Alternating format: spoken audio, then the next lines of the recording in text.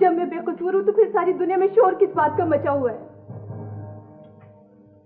अब इतना शोर तो बचेगा ना, हमें जरा हौसले से काम लेना पड़ेगा। अच्छा, सारे अखबारों में झूठे किस्से लिखे जा रहे हैं। अदालत से बाहर फोटोग्राफर्स मेरी तस्वीरें बना रहे थे जैसे मैं कातिल हूँ, मैंने कत्ल किया है। नहीं, तुमने कोई गलत बात नहीं की। तो फिर क्यों लिखते हैं मैंने तुमसे शादी के लिए उसे कत्ल किया है, मैंने ऐसे किया है? मैं जो तुम्हें कह रहा हूँ कि तुमने कोई जुर्म नहीं किया, और तुम इस तरह की बात क्यों कर रही हो? ओहो,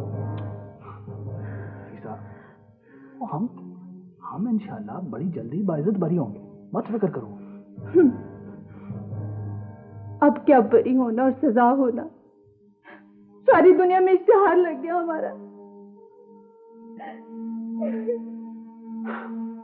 ये बात तो तुमने ठीक की है। यहाँ पर मुल्ज़म और मुजरम में कोई खास फर्क नहीं होता वैसे। क्या हुआ बीबी, जमानत हो गई? हाँ, हो गई जमानत। खुदा का शुक्र है, जमानत हो गई। बीवी, मैंने बड़ी मन्नतें मानी थी,